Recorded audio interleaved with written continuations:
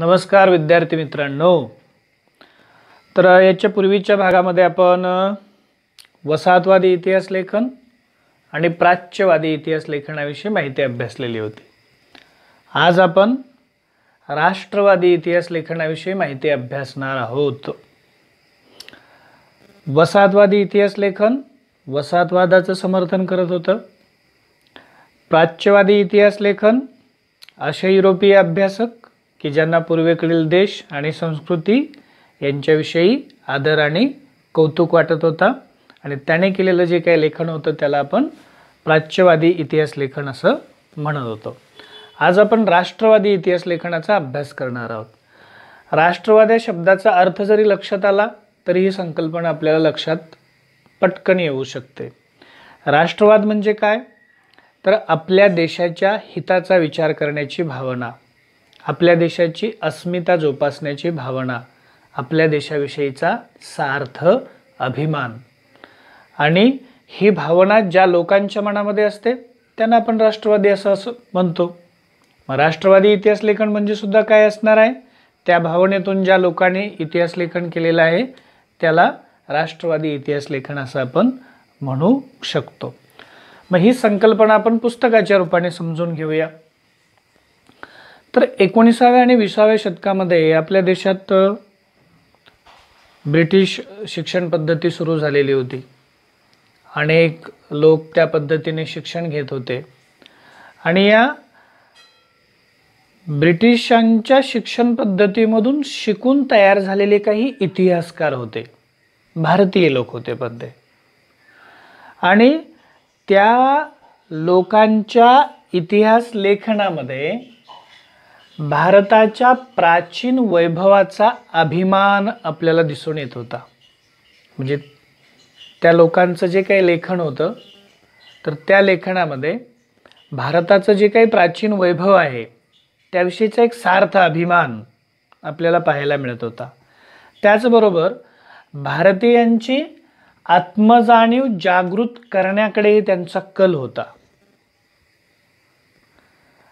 कारण त्या काळामध्ये लोकांच्या मनातून भावना पेटणं गरजेचं होतं, लोकांची मन पेटणं गरजेचं होतं आणि त्यासाठी ती आत्मजाणीव त्यांच्यामध्ये निर्माण करणं गरजेचं होतं आणि ते काम सुद्धा या लोकांनी केलेलं आहे। त्यामुळं या लोकांनी केलेलं जे काही इतिहास लेखन असेल त्याला काय म्हटले मग त्यांनी? राष्ट्रवादी इतिहास लेखन। म्हणजेच ज्या लोकांच्या मनामध्ये आपल्या देशाविषयी, आपल्या देशाच्या प्राचीन इतिहासाविषयी, वैभवाविषयी अभिमान होता आणि त्याचबरोबर भारतीयांची आत्मजाणीव जागृत करण्याकडे ज्यांचा कल होता त्याने केलेलं जे काही इतिहास लेखन आहे त्याला राष्ट्रवादी इतिहास लेखन असं म्हटलेलं आहे। या राष्ट्रवादी इतिहास लेखनामध्ये विष्णुशास्त्री चिपळूणकरांचं नाव आपल्याला घ्यावं लागतं। कारण विष्णुशास्त्री चिपळूणकरांनी महाराष्ट्रातील राष्ट्रवादी इतिहास लेखनाला प्रेरणा दिली आणि मग मोठ्या प्रमाणात महाराष्ट्रातलं इतिहास लेखन सुरू झालं। त्याचबरोबर ब्रिटिश अधिकाऱ्यांनी प्राचीन भारताचा पूर्वग्रह दूषित इतिहास लिहिलेला होता आणि या ब्रिटिश अधिकाऱ्यांनी प्राचीन भारताचा जो काही पूर्वग्रह दूषित इतिहास लिहिलेला होता त्या इतिहास लेखनाला विरोध करण्याचं काम सुद्धा कोणी केलेलं आहे? विष्णुशास्त्री चिपळूणकरांनी केलेलं आहे। त्याचबरोबर या राष्ट्रवादी इतिहास लेखकांनी भारताचा जो काही सुवर्ण काळ आहे तो शोधण्याचा प्रयत्न केला इतिहास लेखन करताना। म्हणजे भारतामध्ये कधी काळी अशी परिस्थिती होती की भारत हा श्रीमंत होता। सुवर्ण काळ म्हणजे केवळ पैशाच्या नव्हे तर विद्या, तत्वज्ञान आणि पैसा या सगळ्यांच्या बाबतीमध्ये। तर तो सुवर्णकाळ शोधण्याचा याने प्रयत्न केला, तो आपल्या इतिहास लेखनामधून मांडण्याचा त्याने प्रयत्न केला। पण असं करत असताना या लोकांनी वास्तवाकडे जरा दुर्लक्ष केलं। म्हणजे जे काही वास्तव आहे त्याची चिकित्सापूर्वक जी छाननी होणं गरजेचं असतं ती मात्र या लोकांनी केली नाही असा यांच्यावरती आक्षेप घेतला जातो। मग अशा प्रकारचे जे काही इतिहासकार आहेत, या इतिहासकारांमध्ये कोणाकोणाचा समावेश होतो? तर अशा प्रकारच्या इतिहासकारांमध्ये महादेव गोविंद रानडे, रामकृष्ण गोपाळ भांडारकर, विनायक दामोदर सावरकर, राजेंद्रलाल मिश्र, रमेशचंद्र मुजुमदार, काशी प्रसाद जयस्वाल, राधा कुमुद मुखर्जी, भगवानलाल इंद्रजी, वासुदेव विष्णू मिरासी आणि अनंत सदाशिव अळतेकर ही काही त्या राष्ट्रवादी इतिहासकारांची नावे आहेत। राष्ट्रवादी इतिहासकारांमध्ये एक महत्त्वाचे इतिहासकार आहेत, त्यांचं नाव आहे न्यायमूर्ती महादेव गोविंद रानडे। त्यांनी the rise of the Maratha power हा ग्रंथ लिहिलाय। याचा अर्थ साधा सरळ आहे, द राईज म्हणजे उदय, of the Maratha power Maratha सत्तेचा, म्हणजे मराठा सत्तेचा उदय या नावाचा एक त्यांनी ग्रंथ लिहिलेला आहे। आणि त्या ग्रंथामध्ये मराठी सत्तेच्या उदयाची पार्श्वभूमी त्यांनी विस्ताराने मांडलेली आहे। पार्श्व म्हणजे मागचा, भूमी म्हणजे मागची भूमी, म्हणजे या उदयाच्या पाठीमागच्या ज्या काही गोष्टी आहेत, घडामोडी आहेत, त्या थोडंसं त्यांनी विस्ताराने मांडलेले आहेत, जेणेकरून मराठा सत्तेचा जो काही उदय आहे तो व्यवस्थित लक्षात यावा या उद्देशाने। आणि मग ते जे काही त्या ज्या काही सगळ्या घडलेल्या घटना होत्या त्याच्यामुळे मराठी सत्तेचा त्या ठिकाणी उदय झालेला आहे असं त्यांचं मत आहे आणि बरोबरही आहे ते। त्यामुळे त्यांनी असं म्हटलं की मराठा सत्तेचा उदय हा काही अचानक पेटलेला वणवा वगैरे नव्हता, तर त्याच्या अगोदरचा जो काही राग आहे तो लोकांच्या मनामध्ये असा धुमसत होता आणि त्याला कुठेतरी कोणीतरी वाव देणं गरजेचं होतं। आणि मग तो मराठा सत्तेच्या माध्यमातून त्या ठिकाणी त्यांना तो वाव मिळाला आणि तो लोकांचा जो काही राग आहे त्या ठिकाणी तो बाहेर पडला।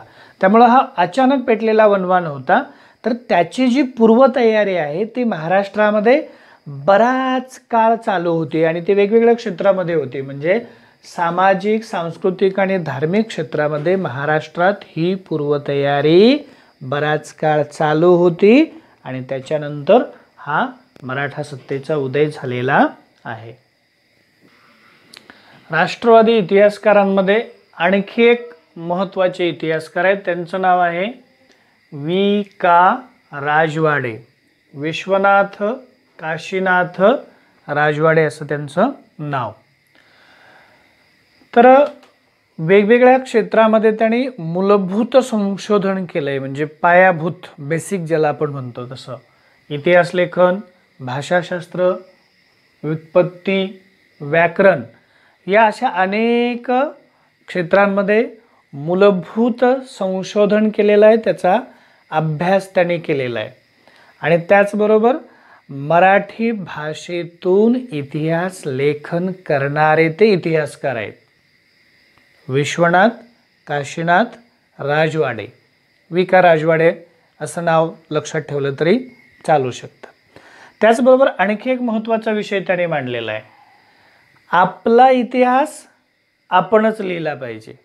ब्रिटिशांनी इतिहास लिहिला, पूर्वग्रह दूषित नजरेने त्याने तो इतिहास लिहिलेला आहे, त्यामुळं आपला जो काही इतिहास आहे तो आपणच लिहिला पाहिजे असं मत त्याने मांडलेलं आहे ठाम।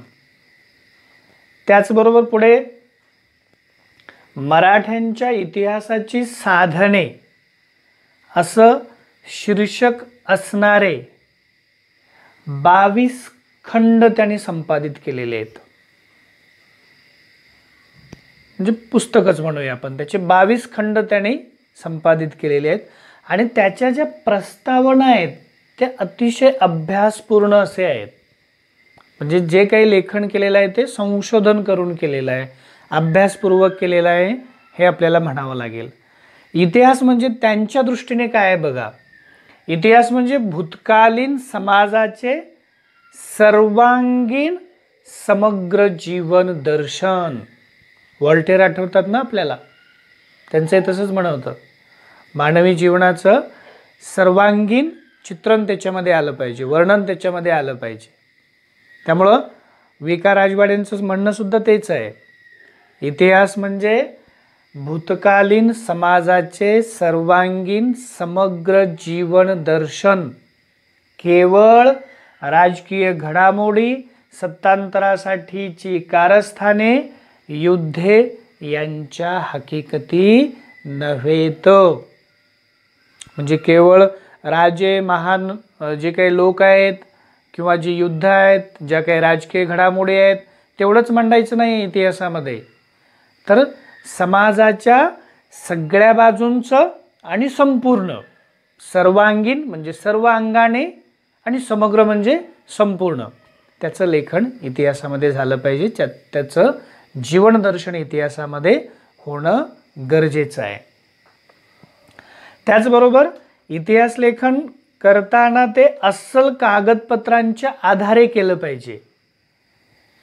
शास्त्रशुद्ध इतिहास लेखन जे काही आपण अभ्यासलेलं होतं पहिल्या पाठामध्ये, की इतिहास लेखन करत असताना जे कागदपत्रे किंवा जे दस्तऐवज आपण वापरणार आहोत त्याची छाननी झाली पाहिजे, त्याची कसून चौकशी झाली पाहिजे, चिकित्सकपणे ती कागदपत्र खरी आहेत की खोटे आहेत ते आपण बघितलं पाहिजे.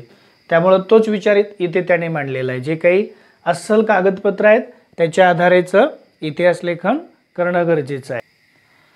भारताच्या इतिहास संशोधनाच्या कार्याला गती मिळावी म्हणून 7 जुलै 1910 मध्ये पुणे या ठिकाणी भारत इतिहास संशोधक मंडळाची त्यांनी स्थापना केली, जेणेकरून भारतातील जे काही इतिहास संशोधन आहे त्याला प्रेरणा मिळावी किंवा त्याला चालना मिळावी. एक महत्त्वाचा घटक त्याने इथं मांडलेला आहे. त्यांचं असं म्हणणं आहे की मानवी इतिहास हा काल आणि स्थल यांनी बद्ध असतो, म्हणजे बांधलेला असतो. म्हणजे मानवी इतिहासाला त्या काळापासून आणि त्या स्थळापासून आपल्याला दूर करता येणार नाही आहे. त्यामुळं एखाद्या घटनेचं, एखाद्या प्रसंगाचं जर आपल्याला वर्णन करायचं असेल आणि त्यामध्ये जर त्याचं अंतिम चित्रण करायचं असेल तर मात्र ते अंतिम चित्रण करताना ते त्या विशिष्ट कालावर आणि विशिष्ट स्थळावर आपल्याला पसरवून दाखवणं गरजेचं आहे. म्हणजे त्यावेळेसचा काळ आणि त्यावेळेसची ती भूमी, त्या ठिकाणचं परिसर याचाही आपल्याला विचार करावा लागेल. म्हणजे ती रंगभूमी असेल, ते व्यासपीठ असेल आणि मग त्याच्यावरती व्यक्ती काही जे काही इतिहास आहे ते इतिहास त्या ठिकाणी घडवणार आहेत. हे पटवून देण्यासाठी एक उदाहरण आपण त्या ठिकाणी घेऊया. काल, स्थळ आणि व्यक्ती या त्रयींची सांगड असं त्याने म्हटलेलं आहे. छत्रपती शिवरायांचं उदाहरण यासाठी आपल्याला उत्तम उदाहरण म्हणून त्या ठिकाणी घेता येणार आहे. छत्रपती शिवरायांचा जर इतिहास आपल्याला सांगायचा असेल तर त्या काळातल्या परिस्थितीचं आपल्याला वर्णन करणं गरजेचं आहे. त्याचबरोबर इथला जो भौगोलिक परिसर आहे तो सुद्धा महत्त्वाचा आहे. म्हणजे इथल्या दऱ्या खोऱ्या, मग गनिमी काव्याने त्यांचं ते लढणं, युद्ध करणं, त्या युद्धामध्ये जिंकणं, इथला जर भौगोलिक परिसर बाजूला काढला तर मग छत्रपती शिवरायांच्या त्या घटनांचं आणि प्रसंगाचं वर्णन आपल्याला योग्य रीतीने करता येणार नाही. त्या काळातली परिस्थिती, लोकांवर अन्याय झालेला होता, त्यामुळे लोक पेटून उठलेले होते. म्हणतात ना, वर्णन करत असताना दगड ही बॉम्ब बनले. तर हा जो काही काळ आहे तोही तिथं महत्त्वाचा आहे. त्यामुळं त्याचंही वर्णन त्याच्यामध्ये आलं पाहिजे, त्या स्थळाचं वर्णन आलं पाहिजे आणि त्या काळाचं वर्णन आलं पाहिजे. म्हणजे भूगोल ही रंगभूमी आहे असं म्हणतात, रंगमंच आहे, आणि इतिहास हे त्याच्यावरचं नाटक आहे. त्यामुळं या तिन्हीची सांगड झाली पाहिजे. काल, स्थळ आणि व्यक्ती या त्रयींची जर सांगड झालेली असेल तर त्यालाच आपल्याला प्रसंग किंवा ऐतिहासिक प्रसंग अशी संज्ञा देता येईल किंवा संकल्पना देता येईल. अन्यथा नुसतं एक व्यक्तीचंच एखाद्या वर्णन केलं आणि काळाचं आणि त्या भौगोलिक परिस्थितीचं वर्णन केलं तर त्याला प्रसंग असं म्हणता येणार नाही किंवा त्याचं ते व्यवस्थित वर्णन होऊ शकणार नाही, असं त्यांचं या ठिकाणी म्हणणं होतं. असं एक मोलाचं योगदान वि का राजवाडे यांनी इतिहास लेखनामध्ये दिलेलं आहे. कार्ल मार्क्स आणि वि का राजवाडे या दोघांवरही दीर्घोत्तरी प्रश्न आहेत आपल्या पाठ्यपुस्तकाच्या खाली. बऱ्याचदा पेपरमध्ये असं अनुभवायला येतं की हे दीर्घोत्तरी जे प्रश्न आहेत, म्हणजे जो आपला 5वा प्रश्न आहे त्या प्रश्नाचं उत्तर मुलं व्यवस्थित लिहित नाहीत आणि त्यामुळंच त्यांचे गुण कमी होतात. बाकी इतर ठिकाणी गुण कमी होण्याचा तसा काही प्रसंग येत नाही आहे.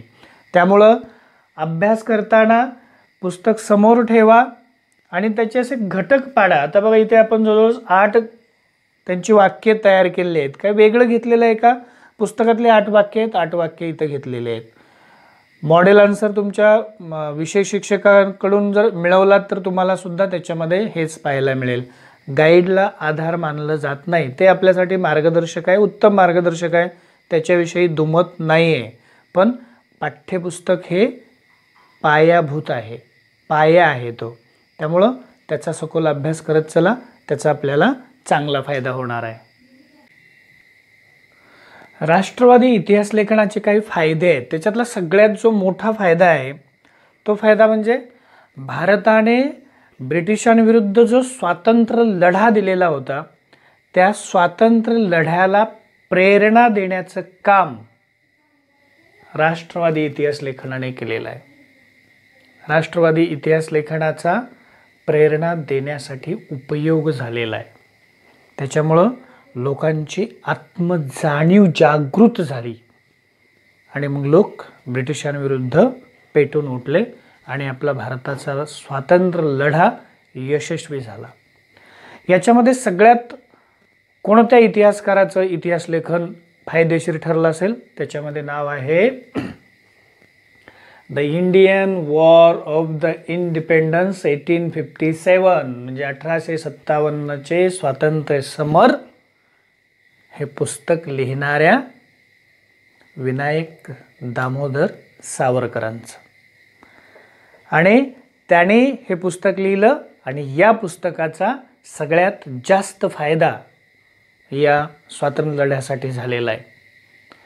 या शब्दाचं महत्त्वही तेवढंच आहे, कारण भारताच्या त्या लढ्याला पहिल्यांदा स्वातंत्र्य लढा म्हणून जर कोणी उल्लेख केलेला असेल तर तो विनायक दामोदर सावरकरांनी केलेला होता.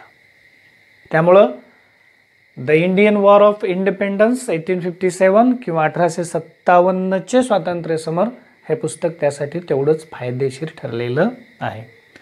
त्याचबरोबर या राष्ट्रवादी इतिहास लेखनाचा प्रभाव याही गोष्टीवर पडलेला आहे, तो म्हणजे राष्ट्रवादी इतिहास लेखनामुळेच प्रादेशिक इतिहास लेखनाला चालना मिळाली आणि मग तिथून पुढे जो काही आपला दक्षिण भारत होता त्या दक्षिण भारताच्या भौगोलिक वैशिष्ट्यांकडे आणि त्या इतिहासाकडे आपल्या इतिहासकारांचं स्वतंत्रपणे लक्ष गेलं आणि त्याविषयीचा इतिहास स्वतंत्रपणे लिहिला जाऊ लागला. आधुनिक भारतीय इतिहास लेखनामध्ये आपण 3 प्रणालींचा अभ्यास केला. त्याच्यामध्ये एक वसाहतवादी इतिहास लेखन, दुसरं प्राच्यवादी इतिहास लेखन आणि तिसरा जो काही महत्त्वाचा घटक आपण अभ्यासला त्याच्यामध्ये राष्ट्रवादी इतिहास लेखन. याच आधुनिक कालखंडामध्ये आणखी एक भाग पडतो, तो म्हणजे स्वातंत्र्योत्तर काळातील इतिहास लेखन. आपला भारत 15 ऑगस्ट 1947ला स्वतंत्र झाला आणि त्याच्यानंतरच्या काळामध्ये इतिहास लेखनाची दिशा थोडी हळूहळू बदलायला लागली. सुरुवातीच्या काळामध्ये एकीकडे राजघराण्यांचा इतिहास लिहिण्यावर इतिहासकारांचा भर होता. राजघराण्यांचेच इतिहास जास्तीत जास्त लिहिले जात होते त्याचबरोबर त्याच कालावधीमध्ये सांस्कृतिक, सामाजिक आणि आर्थिक इतिहास लेखनाला सुरुवात झाली. म्हणजे इतिहासाची जी व्याप्ती आहे ती हळूहळू आता वाढायला लागलेली होती. राजघराणे, युद्धे, कटकारस्थाने एवढ्यापुरता इतिहास आता मर्यादित राहिलेला नव्हता, तर त्याची व्याप्तीही अशी विस्तारलेली आपल्याला दिसून येते. त्याचबरोबर स्वातंत्र्योत्तर काळामध्ये समाजाला म्हणजे विचारवंतांना समाज, विज्ञान, अर्थव्यवस्था, राजकीय प्रणाली, धार्मिक विचारसरणी आणि सांस्कृतिक पैलूंचाही अभ्यास करण्याची आवश्यकता वाटू लागली आणि त्यामुळं याही घटकांचा अभ्यास केला जाऊ लागला. आणि मग या घटकांचा अभ्यास करत असताना वेगवेगळे विचार प्रवाह त्या काळामध्ये निर्माण झाले. त्याच्यामधील 3 प्रमुख जे काही विचार प्रवाह आहेत त्याचा आपण अभ्यास करणार आहोत. ते आहेत क्रमांक 1 मार्क्सवादी इतिहास, दुसरा विचार प्रवाह आहे वंचितांचा म्हणजे सबऑल्टर्न इतिहास आणि तिसरा आहे स्त्रीवादी इतिहास. या तिन्ही प्रवाहांचा अभ्यास आपण पुढच्या भागामध्ये या ठिकाणी करणार आहोत. नक्कीच हा भाग तुम्हाला आवडलेला असणार आहे. थोडासा आहे किचकट, गुंतागुंतीचा आहे, परंतु थोडंसं आपण लक्ष देऊन जर अभ्यास केला तर नक्कीच तो आपल्या लक्षात राहील आणि आपला चांगला अभ्यास या माध्यमातून होईल.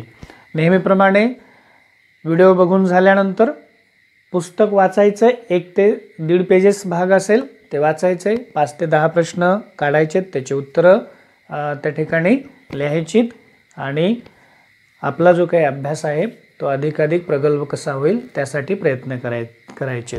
पुढच्या भागापर्यंत मी आपला निरोप घेतो. धन्यवाद.